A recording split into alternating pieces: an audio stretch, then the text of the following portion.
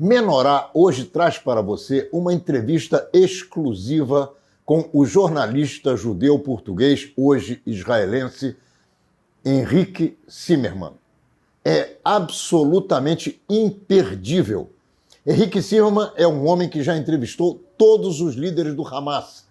Ele vive em Israel, ele tem relações com o primeiro-ministro, ele tem relações com os ministros, tanto das relações exteriores quanto de finanças, e ele também é o mais importante líder israelense com relação às relações comerciais entre os Emirados Árabes, a Arábia Saudita e todos esses países árabes que hoje mantêm ou estão a ponto de manterem relações com Israel. Ele é o presidente da Câmara de Comércio Israel, Emirados e países do Golfo.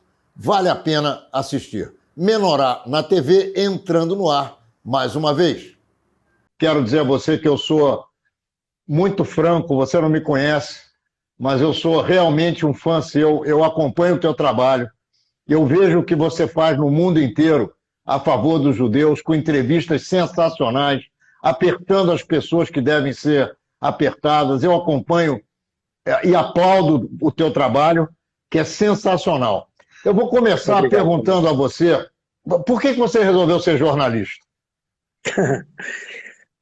Olha, Ronaldo, foi provavelmente relacionado com o facto que eu cresci em Portugal, como se sente bem com o meu sotaque, na época da Revolução do 25 de Abril. A Revolução Democrática que pôs fim à ditadura de décadas, do Salazar, do Marcelo Caetano. E eu lembro-me que eu era muito ativo acho que vocês lhe chamam vestibular, no Liceu, no Porto, sim, no Garcia da Horta, na comissão de estudantes. Eu era pequeno, eu tinha 13 anos, mas compreendi a importância da luta da imprensa por um lado e da rua pelo outro contra a ditadura. Eu lembro-me que um dia eu apanhei um golpe muito forte de um polícia porque estava numa manifestação de estudantes no centro do Porto. Eu digo que até hoje sinto a dor ainda aqui nas minhas costas. E lembro-me que o meu pai, que era um liberal, o meu pai que em paz descanse, Chico Zimmermann, Yoshua Zimmermann, ele era um homem realmente daqueles, eu diria que tinha uma tese de laissez-faire, laissez-passer. Era um autêntico humanista e liberal. E eu lembro-me que ele lia 5, 6 jornais por dia. Era a forma dele de saber o que acontecia não só em Portugal, senão em todo o mundo, em várias línguas. E eu compreendi a importância que tiveram os jornalistas para conseguir realmente criar uma democracia em Portugal.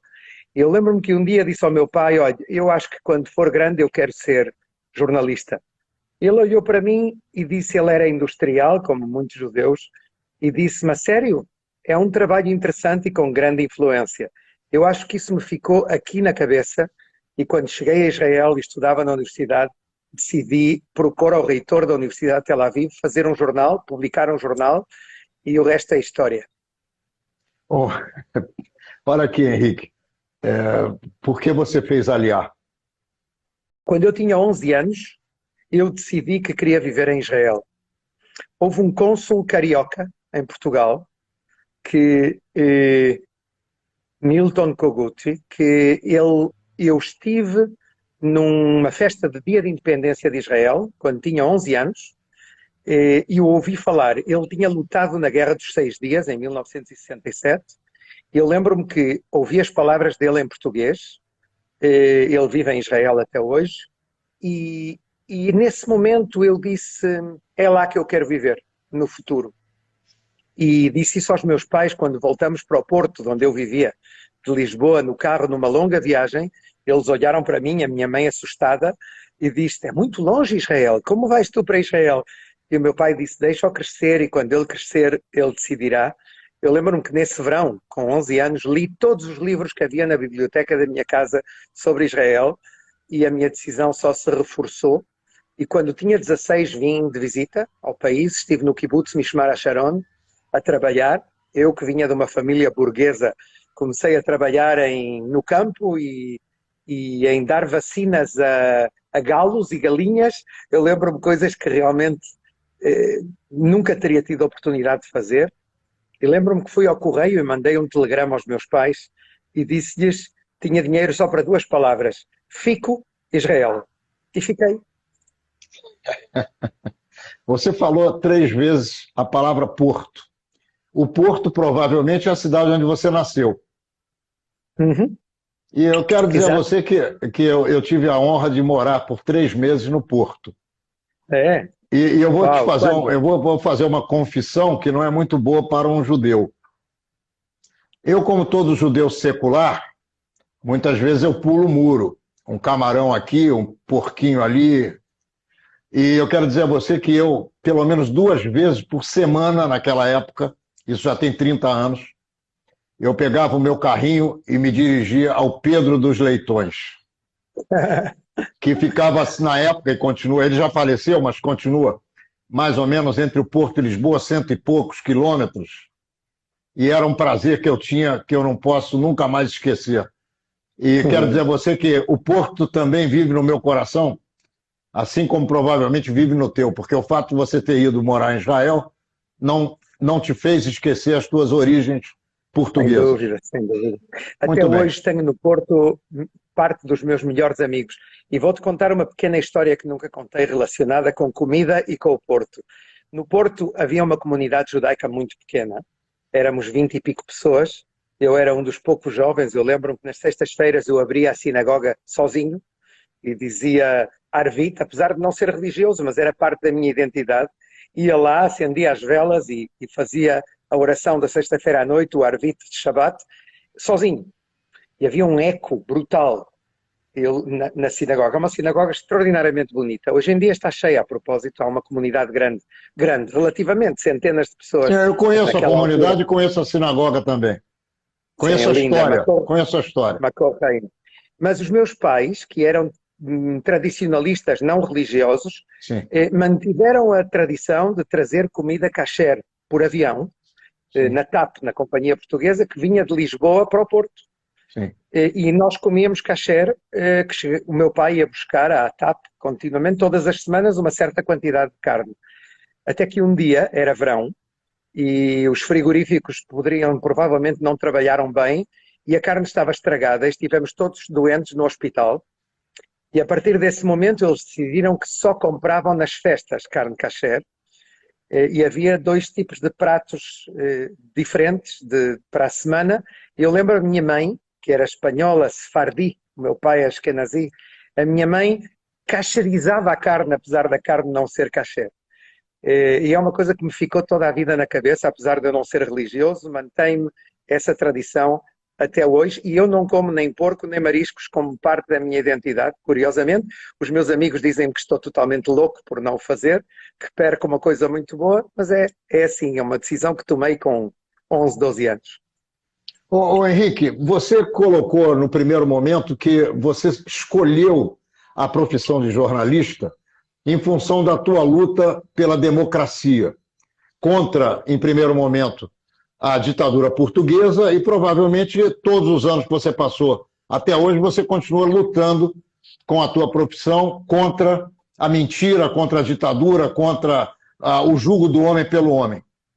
Eu quero saber de você como é que você se sente assistindo tanta mentira contra Israel e contra os judeus desde o ano 136 da nossa era, quando Bar Kokhba foi assassinado pelos romanos e os judeus foram dizimados no Oriente Médio. De lá até o dia de hoje, e cada vez com mais sofisticação, com mais qualificação para o mal e com mais ódio, jornalistas, profissionais de outras áreas também mentem descaradamente contra o povo judeu, e eu quero saber como é que você encara esse tipo de situação e como é que o teu coração vive com isso. Ronaldo, os fake news não começaram ultimamente, existem já há milhares de anos. Já os romanos o faziam. Por outro lado, eu acho que nós entendemos hoje, na era das redes sociais, vê como estamos a falar agora, estamos a falar via Instagram. Realmente isto há uma década era impensável, uma coisa assim. Os mais veteranos entre nós, quanto tempo estão no Facebook? 10 anos. O que é isso? É uma vírgula na história. E temos realmente um fator que se uniu ao jornalismo convencional, que eu chamo o jornalismo McDonald's, é um jornalismo instantâneo, no qual muitas vezes, demasiadas vezes, há dois elementos extremamente perigosos. Um é muita ignorância, e dois é demasiados estereotipos. E dizia o Einstein que é mais fácil destruir um átomo do que destruir um estereotipo. E esse é um problema muito sério. O povo judeu, infelizmente, foi objetivo de estereotipos, de racismo, de xenofobia, de antissemitismo, milhares de anos. E a verdade é que eu devo dizer que o que acontece nos últimos anos, eu diria nos últimos 20 anos, sobretudo desde a segunda intifada, esse fenómeno de antisionismo misturado, camuflado e misturado com o antissemitismo, é uma coisa que a mim me surpreende profundamente num mundo que deveria ser mais democrático, mais livre, mais tolerante com as pessoas que pensam de uma maneira diferente. E, sobretudo, eu digo-te que eu sinto aqui no estômago uma coisa muito incómoda quando vejo mentiras. Mentiras com maiúscula. Infelizmente, vêem-se com muita frequência. Vimos-lo há um mês na recente guerra de Gaza. Vimos autênticas difamações durante anos. É incrível que no Brasil, que na Europa, que nos Estados Unidos, setores progressistas que falam de humanismo, um valor que eu comparto, que eu partilho, humanismo, igualdade entre os seres humanos, que querem uma aproximação entre diferentes grupos, multiculturalismo, eu sei lá, todos esses princípios que são extraordinários, que possam identificar-se com um movimento como o Hamas, que é um movimento neofascista, totalitário, homofóbico, ditatorial, que pretende anular eleições e, sobretudo, que é terrorista, que utiliza meios terroristas para matar civis, que o único pecado que fizeram é ser judeus, ter passaporte de Israel. Isso eu digo-te não como uma pessoa que leu sobre isso, que ouviu sobre esses fenómenos, senão como, provavelmente, o único jornalista no mundo hoje em dia que entrevistou todos os líderes do Hamas, desde o seu fundador, Ahmed Yassin, o sheik tetraplégico, até ao líder atual, Yahya Sinwar. Eu tive a oportunidade de me encontrar, sendo judeu, sendo cidadão de Israel, com todos eles. Com o primeiro, o fundador, estive 14 vezes na casa dele, no bairro de Sabra, em Gaza. Tenho dezenas de horas desse homem gravado. E eu conheço as teses deles, conheço as teses do sucessor dele, Abdelaziz Rantisi, conheço as teses do sucessor do Rantisi, Mahmoud El-Zahar, etc, etc, etc. Hoje em dia encontro-me com os seus líderes que estão no Qatar e nos Emirados. No Qatar, sobretudo, está Khaled Mashal, com quem também me encontro, que era o braço direito do Yassin, que era quem o levava na cadeira de rodas, quando eu ia lá entrevistá-lo nos anos, realmente, princípio dos anos 2000. O que nós falamos realmente é um exemplo só da difamação que há contra Israel. Mas devo dizer-te aqui uma coisa, Ronaldo, que eu digo, tive a oportunidade de dizer isso ao primeiro-ministro hoje de Israel e ao ministro de Assuntos Exteriores, Yair Lapid, com quem me uno uma grande amizade de anos, e muitas vezes falei com ele disso. Eu disse, a diplomacia pública não é um luxo, não é um privilégio, é uma arma, exatamente como um avião F-15 ou como um tanque Merkavah. É preciso investir muito mais esforços. É preciso fazer uma joint venture com a diáspora, porque a diáspora está afetada por estas difamações da mesma maneira, talvez mais em alguns casos, do que nós aqui em Israel. E, portanto, temos a obrigação como Estado de tentar criar uma infraestrutura que permita não fazer propaganda. Eu não estou a favor de fake news, porque no mundo atual, no fim, sempre se descobre quem mente. Eu não quero propaganda, eu quero informação, mas quero uma informação legítima, genuína, baseada na realidade, que explica que o que este movimento pretende fazer não é libertar a Palestina, é substituir o Estado de Israel, é destruir e eliminar o Estado de Israel. Esta é a ideologia deste movimento, que é aplaudido por demasiadas pessoas em países como o Brasil, outros países da América Latina e até mesmo alguns países europeus. Henrique, eu tenho as minhas experiências. Também entrevistei líderes árabes em Israel, como Ahmed Tibi, por exemplo, que é um deputado que você conhece. Eu conheço bastante bem a ideologia, e não só o que eles pensam, mas mais do que isso, o que eles desenham.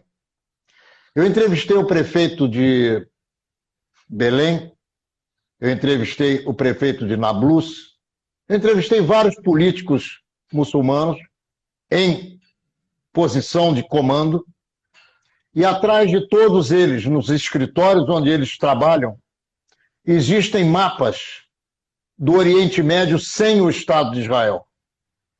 Então, é muito simples. Agora, eu quero te dizer algumas coisas que eu aprendi. Eu acho que eu sou um pouquinho mais velho do que você. Eu tenho 73 anos. Você deve ter uns 65 por aí. É isso? Não exagero. Tenho 60? menos. 60? 62. Tá, eu sou 11 anos mais antigo do que você. Você tem experiências que eu nunca vi na minha vida e eu também provavelmente devo ter alguma outra que você não tem. Mas eu tenho uma experiência que me permite dizer o que eu vou te dizer agora. Israel, durante 73 anos, desde o primeiro dia 14 de maio de 1948 até hoje, não investe em diplomacia, não faz com que os seus diplomatas se melhorem a qualidade do trabalho deles, não investe naquilo que é preciso fazer na diplomacia e fica esperando que as comunidades judaicas façam o trabalho que um país tem que fazer. Não meia dúzia de judeus que são cidadãos de outro país. Se eu vivo no Brasil e eu defendo Israel por minha conta, isso não significa dizer que eu estou fazendo o trabalho correto. Do ponto de vista de um Estado livre, constituído, com orçamento, com necessidades, com uma série de problemas que tem. Então, você falou muito bem.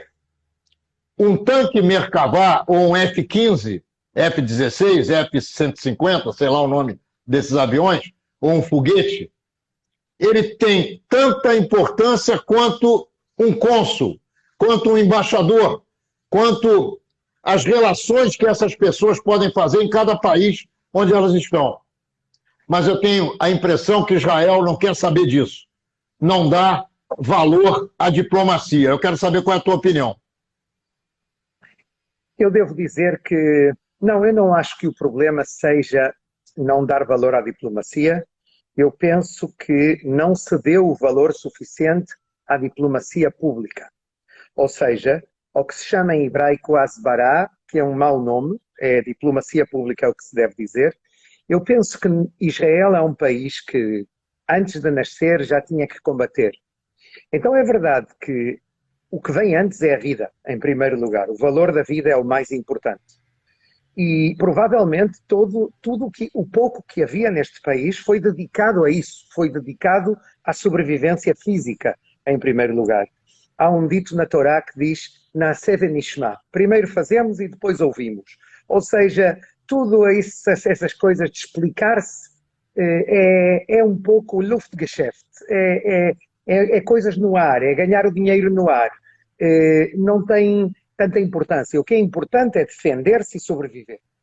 Mas isso mudou. Nós vivemos num mundo no qual a informação, no qual as opiniões são críticas. Imagina, por exemplo, agora, o facto de que houve uma guerra em Gaza pode vir a afetar o número de turistas que virão a Israel este verão. As fronteiras vão abrir no dia 1 de julho. Vão poder chegar estrangeiros a Israel. Muita gente que está neste momento no Rio de Janeiro, em Barcelona ou em Paris, estará-se a perguntar, será que seria seguro visitar Israel agora? Houve uma guerra há um mês. Que se eles soubessem que essa guerra já está esquecida e acabou e não há nada... Ou seja, é como se fosse história antiga, do ponto de vista real da vida diária aqui. Mas, em qualquer caso, isso afeta a economia.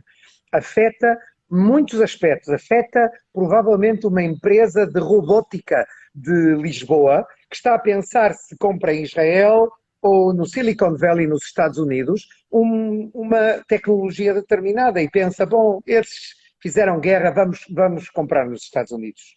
Apesar de que pode ser que em Israel seja melhor a tecnologia. Quero dizer, tudo o que nós estamos a falar tem uma repercussão sobre a imagem do país, mas também sobre a economia do país, sobre o futuro do país, se quiseres. De que as pessoas no mundo vejam que é um país sério, que é um país seguro, que é um país...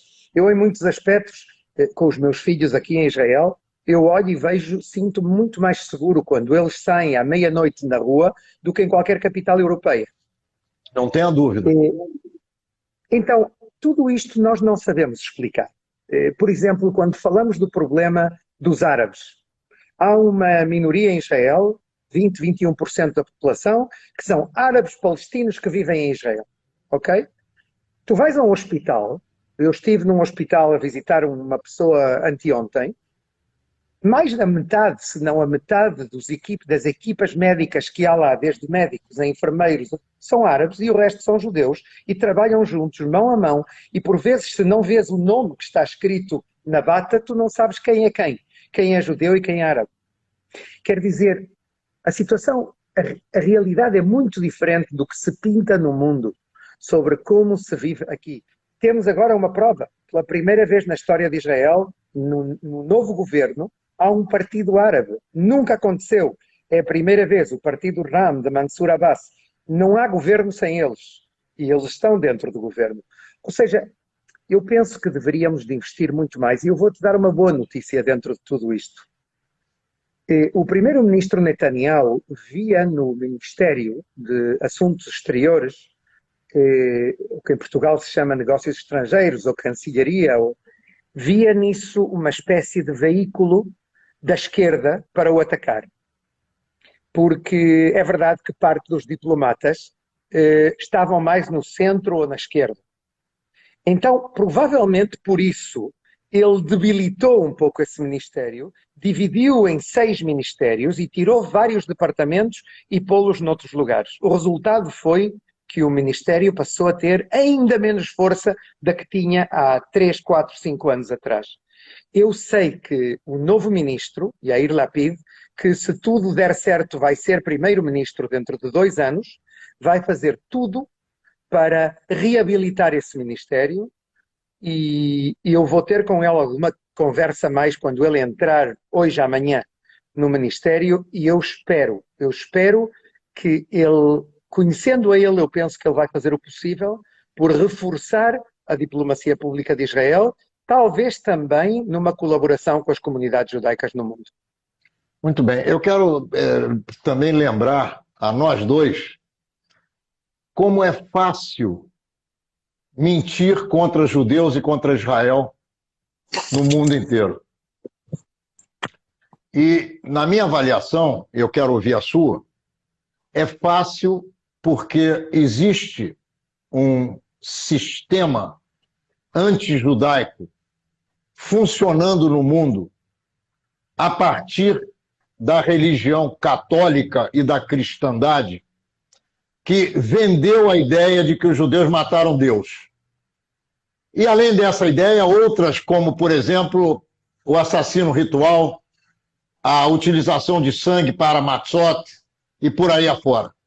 Então, tudo isso que vem de 2000 anos até hoje, e com mais presença e mais profundidade, principalmente entre os anos 1400 e 1600, que foram os anos das disputas entre os imperadores e reis e o clero, é muito fácil mentir contra os judeus. E essa é uma propaganda que está enfiada na pele das pessoas. Quem não é judeu, quem não conhece o mínimo do fato de que os judeus são seres humanos iguais a quaisquer outros, que são bons, são ruins, são mais ou menos. Tem gente que é decente, gente indecente, como em todas as aglomerações sociais. Eu pergunto a você se você alguma vez pensou em como enfrentar a questão do antissemitismo do ponto de vista intelectual, de massa. Se você alguma vez já pensou nisso. Oh, muitas vezes, muitas vezes. Eu tive a honra de trabalhar quando era estudante, muito jovem, no Museu da Diáspora de Tel Aviv, da Universidade de Tel Aviv, e tive realmente o enorme privilégio de ouvir, durante vários anos, cada semana, várias vezes, um dos grandes intelectuais deste país e do povo judeu, que lutou contra os nazis quando era um adolescente, Abba Kovner. E um dos grandes temas de que ele falava era exatamente isso, as possibilidades de lutar no futuro, que o antissemitismo não era um fenómeno que ia desaparecer, na opinião dele. Naquela altura, muita gente pensava que sim, que depois, poucas décadas depois do Holocausto, o antissemitismo se eliminaria por si mesmo. Infelizmente, nós vemos que não é assim, senão tudo o contrário o que acontece em alguns países. Eu estou de acordo contigo numa coisa, e é que a raiz do antissemitismo moderno e do antissemitismo histórico vem da acusação contra o povo judeu de ser o povo deicida, o povo que matou Jesus. Mas aqui esquecem-se de vários fatores importantes, e um deles, não temos aqui tempo, é um tema de seminário de semanas, mas há uma questão básica que é que preciso lembrar por vezes, e parece incrível que seja necessário, e é que Jesus era judeu.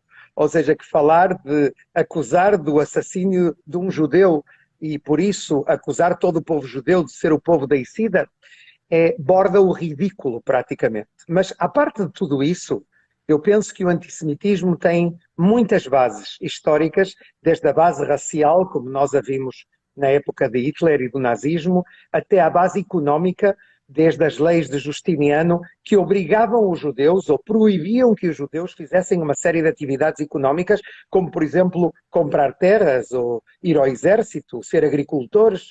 E então, de alguma forma, no princípio do cristianismo, como religião de Estado, obrigaram os judeus a ser comerciantes, a ser prestamistas, usureiros, se quiseres, que era uma coisa proibida na cristandade. Depois, os judeus eram, como diz o Papa Francisco, a quem me une uma grande amizade, os irmãos mais velhos. E então, muitas vezes era difícil para o novo judaísmo, o cristianismo, ver que o judaísmo continuava a viver e continuava a estar ali e não aceitou essa reforma chamada cristianismo. Todo aquele novo cristianismo que foi adotado do paganismo e de outro tipo de crenças. Mas aqui há uma coisa que eu acho que é importante dizer, Ronaldo. O antissemitismo é uma história antiga, é uma história que provavelmente vai acompanhar também os nossos netos e os nossos bisnetos. Mas há uma coisa que não podemos esquecer e não devemos misturar. Não toda crítica ao governo de Israel é antissemitismo. Por vezes, criticar um governo, criticar uma política é uma coisa legítima. O problema começa quando essa crítica põe em dúvida, por exemplo, o direito do povo judeu à autodeterminação, a ter um Estado próprio. Por que os judeus não têm direito a ter um Estado próprio e todo outro povo sim? Porquê? Porquê é que devemos ser discriminados nesse aspecto? Eu acho que aí nós devemos de ter muito cuidado. Quando políticos daqui de Israel dizem antissemitismo, isso é antissemitismo, eu digo muito cuidado com o que vocês dizem. Porque se vocês tudo acusam, toda crítica é acusada de antissemitismo, nós estamos a diluir a importância do verdadeiro antissemitismo. E hoje em dia, Ronaldo, há uma nova onda de antissemitismo extremamente perigosa na Europa, na América Latina e também nos Estados Unidos. Ô Henrique, quando você entrevistou e entrevista os líderes do Hamas, qual é a conclusão que você chega a respeito dessa gente? Eles são pessoas que querem apenas o dinheiro da Europa e com isso eles jogam bombas em Israel e provocam Israel para amanhã se fazerem de vítimas. Eles querem efetivamente destruir Israel. A questão religiosa, ela prevalece sobre a questão territorial? Qual é a tua... No final das contas, você acha que esse problema tem solução? Olha, se tu me tivesses perguntado o mesmo sobre a Organização para a Libertação da Palestina nos anos 80, imagina, depois do atentado de Munique nos Jogos Olímpicos, o que é que eu te teria dito? Teria-te dito que não, que provavelmente a única via é o terrorismo. Eu conheço bem o Hamas e eu conheço pessoalmente quase todos os principais líderes. E eu posso dizer que há algum que outro, poucos, até posso dizer o nome porque eu publiquei isso, o líder da Cisjordânia que se chama Sheikh Hassan Youssef, que está na prisão em Israel, e depois vou-te explicar porque é que ele está na prisão, que é para permitir um diálogo fluido com eles na prisão e poder passar mensagens, e tem um telefone na prisão, um celular, nada é o que parece aqui. Ele, por exemplo, pessoalmente, pensa que é preciso dar um passo em relação a Israel, porque ele entende que Israel não vai para nenhum lugar. Israel está aqui, é uma superpotência, como eles dizem, é o país mais forte entre a Indonésia e Gibraltar, e portanto não há forma de impedir que Israel continue estando aqui nas próximas gerações. Ele tem uma visão mais pragmática, mas a visão dele é minoritária. A maioria dos líderes do Hamas continuam com o sonho de destruir Israel. Eles dizem, ok, os judeus de Israel vão ser como os cruzados. Os cruzados aguentaram quanto? 190 anos? Ok, finalmente nós vamos conseguir eliminá-los desta região. E continuam dentro disto tudo. E não te enganes de uma coisa. Eu ouvi a cobertura no Brasil da Guerra de Gaza há um mês. As pessoas não entenderam que tudo foi provocado pelo Hamas. Porquê? Porque eles estão numa situação extremamente difícil. Economicamente, politicamente, estão pressionados pelo Egito, estão pressionados por Israel, estão pressionados pela Arábia Saudita e pela Jordânia, por todos. Então eles decidiram atacar Jerusalém, pela primeira vez na história, com mísseis. E o que é que eles pensavam que iam receber? Um presente de Natal? Ou seja, o que é que eles esperavam quando lançaram mísseis sobre Jerusalém? Ontem estive com um general com quem dei uma palestra, Matan Vilnai, que vive ao lado de Jerusalém, e ele diz, de repente, a minha mulher diz, Matan, são sirenes de guerra. E ele diz, estás a ouvir coisas tu. Nunca tinha acontecido, desde 1948, ou talvez em 67. Ou seja, estamos a falar realmente de uma decisão premeditada do Hamas de provocar esta guerra como resultado da desesperação e da situação que eles vivem, que é a mais difícil desde a criação da organização em 1987. Há setores mais pragmáticos dentro do Hamas, mas a maioria continua a ser muito, muito radical e pensa que Israel não tem direito a existir. Então não há possibilidade nenhuma hoje, na tua avaliação, de Israel conseguir tranquilidade para encontrar um meio termo em relação à paz. Você acha que alguma oferta de Israel serve para um acordo? Ou não adianta pensar em acordo porque ele não vai acontecer nesse momento? Eu penso que um acordo com o Hamas, não. Mas eu penso que a nossa política, e eu adivinho que essa vai ser a política do Lapid também, deve ser que Gaza esteja nas mãos da autoridade palestina, tal como estavam até 2007. Eu penso que isso é o que devemos de tentar. Porquê? Não porque eu gosto deles. Eu sei que eu também os conheço muito bem. Eu vou lá, antes do corona, ia todas as semanas, agora vou menos, mas tenho contacto com eles, com os líderes da autoridade palestina e conheço-os pessoalmente.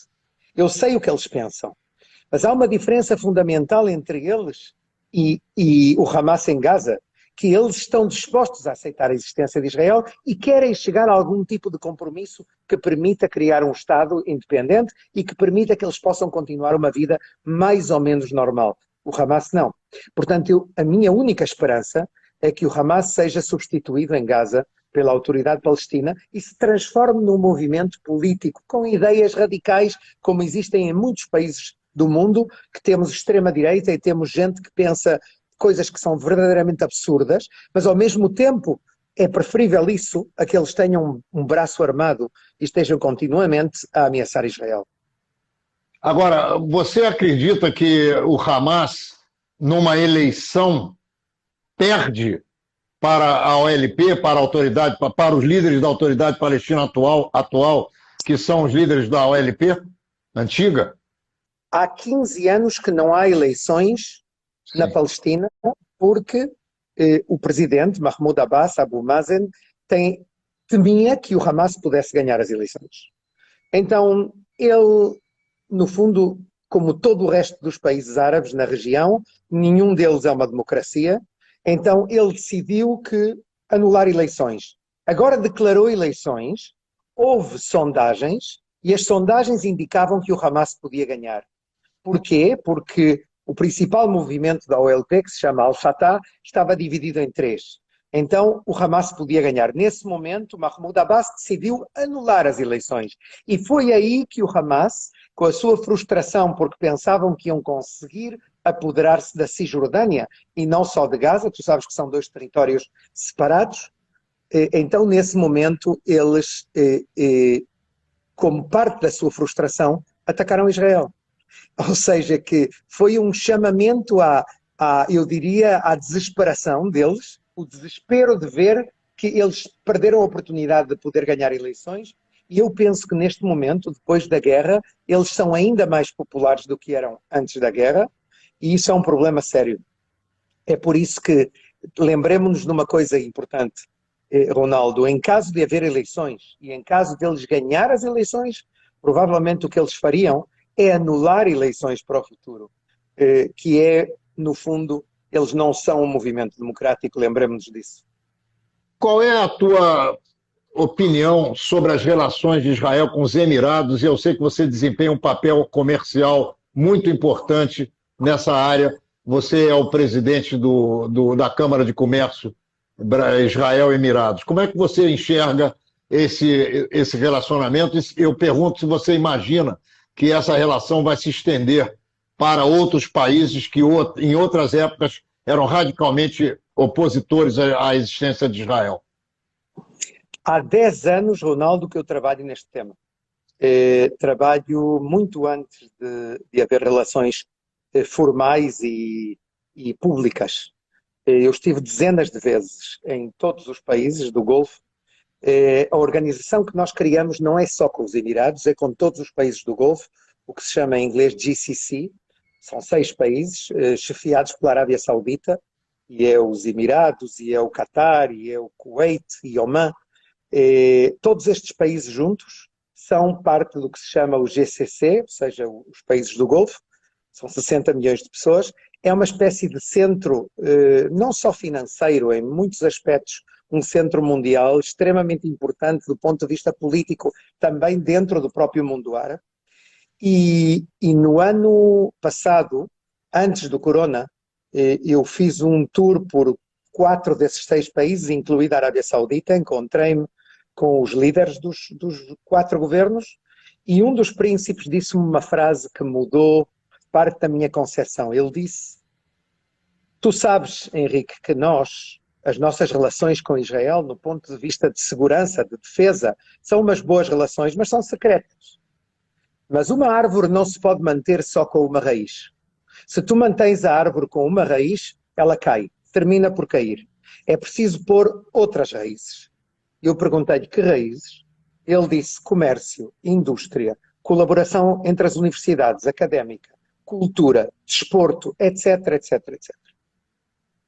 Eu voltei para Israel, falei com quem tive que falar sobre esse tema no governo e fora do governo, e foi assim que um grupo de 30 pessoas, de bastante influência, criamos a Câmara de Comércio.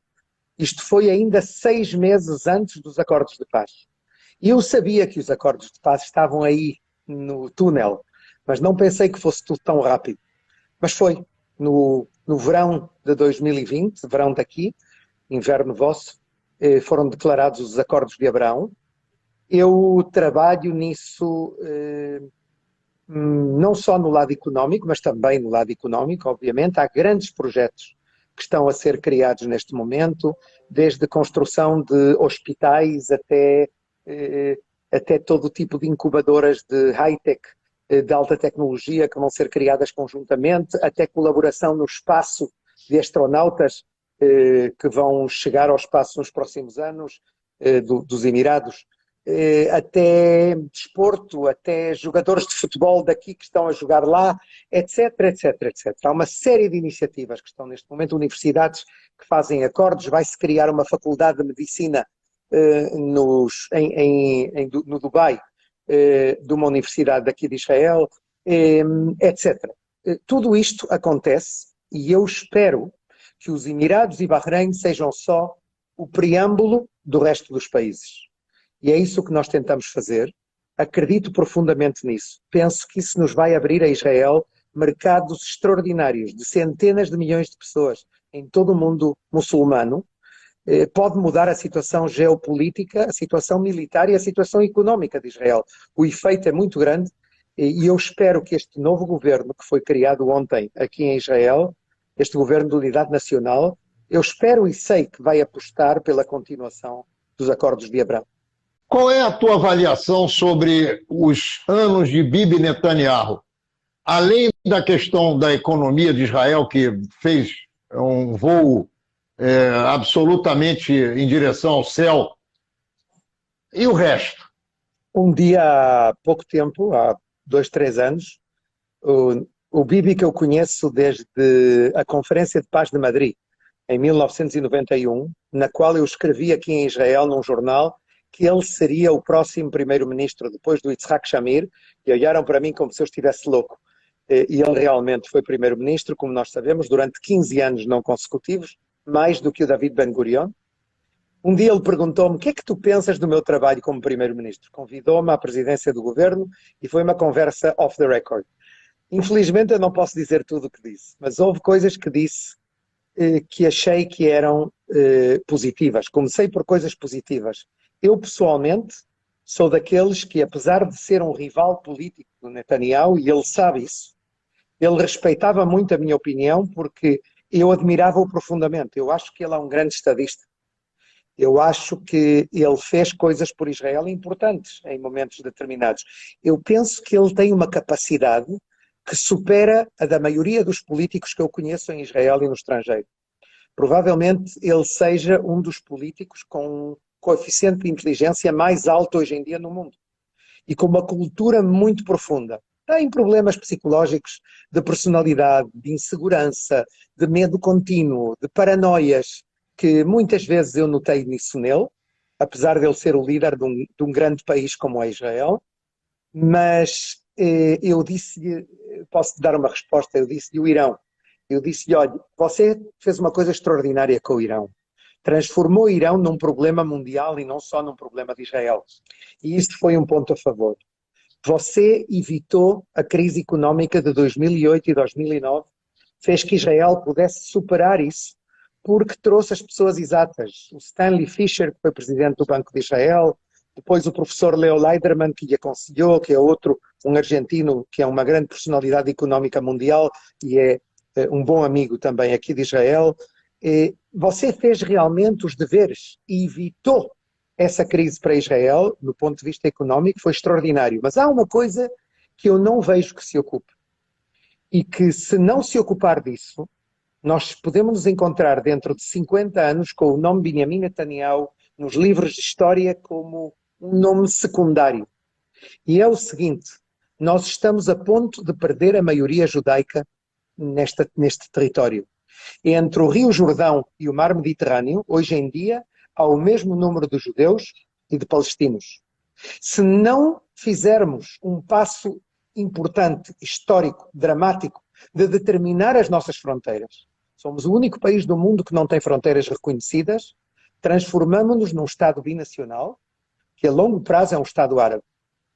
E eu não vim cá com 16 anos para viver num Estado árabe, eu vim cá para viver no único Estado judaico do planeta, mas com a condição de que sigamos a Declaração da Independência e demos aos árabes os direitos que lhes prometemos nessa declaração em 1948, de igualdade em todos os aspectos, mas continua sendo um Estado judaico. Ele olhou para mim e disse-me: eu não durmo à noite quando penso nisso, no perigo de um Estado binacional.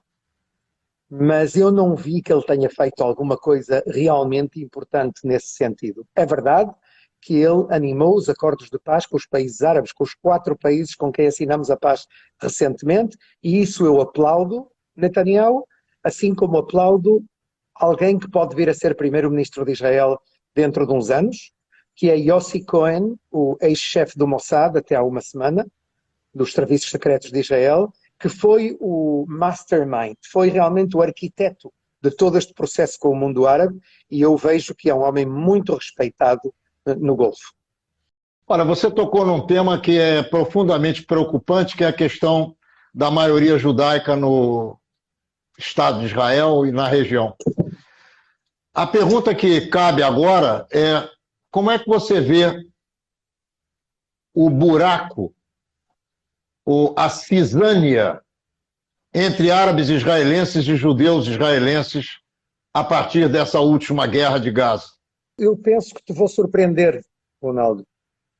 Eu penso que a grande maioria dos árabes de Israel querem ser parte, hoje, muito mais do que há 3 ou 4 ou 5 anos, da sociedade de Israel. Eles querem ser parte, eu penso que está relacionado com muitos fatores. Em primeiro lugar, há uma geração nova. Tu sabes que no mundo árabe, em geral, e também na comunidade árabe de Israel, há uma porcentagem muito alta de jovens de menos de 30 anos. No mundo árabe, em geral, são 70%. Têm menos de 30 anos. Vê-se, sobretudo, jovens nas ruas. Essa geração olha de uma maneira diferente para a realidade. Qual é o nosso problema? Que na era das redes sociais, em 2021, nós deixamos-nos impressionar por minorias muito radicais que dão o tom. Quantas pessoas achas tu, árabes, jovens árabes, queimaram carros, lincharam judeus ou puseram fogo em sinagogas em Lod? Meia dúzia. Calculas tu? Meia dúzia. Um pouquinho mais, um pouquinho mais. Eu calculo que devam ser 2, 3 mil jovens. O que é isso quando falamos quase de 2 milhões de pessoas? Nada. Falamos de uma porcentagem muito pequena. E o que é que isso provocou? Isso provocou uma reação, em primeiro lugar, dentro da própria comunidade árabe de Israel. E é por isso que hoje em dia nós vemos, pela primeira vez, um partido árabe islâmico do movimento muçulmano de Israel que está no governo, conjuntamente com um ex-colono, ou chefe do movimento dos colonos, Naftali Bennett, que é o novo primeiro-ministro. É incrível. Era impensável uma coisa assim ontem, anteontem. E agora vê como isso acontece. Portanto, eu acho que justamente nós vemos um processo positivo no setor árabe de Israel, um processo de integração. Eu ensino na universidade e vejo cada vez mais estudantes árabes. Acaba de me ligar a um congresso médico no Golfo, no Dubai, dentro de uma semana. Telefonou-me agora um senhor que se chama Mohamed Abu, não me lembro bem do nome, Hamza parece, que é o diretor de tudo o que é marketing digital do Hospital Ichilov de Tel Aviv. E diz-me: eu vou na semana que vem a Dubai representar o meu hospital. Com quem é que tu me recomendas encontrar-me? Quer dizer, um homem que faz tudo o que é a informação digital de um dos principais hospitais de Israel, é um árabe de Israel. Perguntei: onde é que tu vives? Vivo em Taibe, numa cidade árabe de Israel. A situação é diferente do que tu vês nos mídia, e eu justamente nesse aspecto estou mais otimista cara ao futuro. Este é um governo que é resultado das divisões que houve dentro da sociedade de Israel nos últimos anos. Eu penso que, como uma forma de governar, e essa é uma das minhas grandes críticas a Netanyahu, ele animou as diferenças. Dividiu para governar. Dividiu para governar. As diferentes tribos da sociedade de Israel, e aqui está um governo no qual tu vês essas tribos unidas. Tens 3 partidos da direita, de antigos discípulos de Netanyahu, 2 do centro, 2 da esquerda e, pela primeira vez na história, um partido árabe. Realmente parece um idílio, parece uma era messiânica. Agora, será que este governo vai aguentar? A pergunta é: o que é que este governo pode chegar a fazer? Ou seja, qual é o denominador comum do governo? Não te esqueças que Netanyahu está sendo julgado por várias acusações graves contra ele, e eu penso que ele debilitou o sistema legal de Israel, os juízes. Eu penso que este governo vai reforçar o sistema judicial de Israel, vai reforçar as instituições democráticas, vai reforçar uma coisa que em hebraico se chama mamlachtiut, que eu não sei como traduzir a português, mas que seria uma coisa como tudo o que está relacionado com as instituições estatais do Estado, as bases do Estado. É preciso reforçá-las. Eu publico hoje nos Estados Unidos um artigo que se chama A Healing Government, que é um governo que vai tentar tratar, curar, uma forma de terapia para a sociedade de Israel. Eu penso que isso é o seu grande mandato. Se eles conseguirem fazer um novo orçamento, não temos orçamento do Estado já há mais de 2 anos. É preciso um novo orçamento. É preciso continuar os acordos de Abraão. É preciso melhorar as relações com os Estados Unidos, com a nova administração Biden. Biden telefonou ontem a Bennett e propôs-lhe colaboração.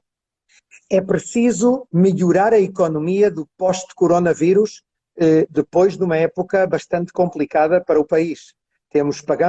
Nós somos o país que mais rapidamente saiu do Covid-19, mas temos aí uma dívida importante que temos que resolver. Se este governo fizer essas 4 coisas, dayeinu, diz-se em hebraico, para mim bastaria. E espero que aguente, espero que seja um governo que apesar de tudo aguente, e às vezes penso que, estando aí Netanyahu como chefe da oposição, ele é capaz de ser o pegamento que consiga que estes 8 grupos tão diversos se unam porque têm um rival comum. Quero te agradecer de coração esse prazer que você me deu de conversar comigo durante 1 hora. Obrigado, Ronaldo. Obrigado por tudo. Eu vou-te revelar um pequeno segredo. Eu acho que ainda não é público, mas um grande amigo meu, que é um editor, o Elias Salgado, que é também carioca. Conheço muito bem. O Eli convenceu-me a fazer uma coisa que ninguém me tinha convencido até hoje e que eu me tinha negado a fazer, e é um livro autobiográfico. Maravilha. É um livro que pela primeira vez vou contar realmente de onde venho e de onde quero chegar, e vou contar a maioria das minhas experiências mais interessantes. Esse livro vai ser publicado no Brasil, eu penso que depois vai ser publicado noutros países também, incluído aqui em Israel, mas estamos à espera da época do fim do corona para poder fazer um lançamento como Deus manda. Eu espero que isso seja possível no fim deste ano, talvez no princípio do ano que vem, e oxalá todos vocês possam vir, começando por ti, Ronaldo. Muito boa sorte na tua tarefa aí de levar comércio e indústria dos Emirados e dos outros países árabes para Israel. Um beijo para você, querido. Um grande abraço. Fica com Deus. Tchau, tudo de bom. Por tudo. Tchau. Igualmente. Menorá na TV entrando no ar, mais uma vez, na quinta-feira que vem, às 10 horas da noite, pelo canal 6 da NET Rio e também em todos os dias e horários que você já se acostumou a nos assistir. Esperamos você e até lá!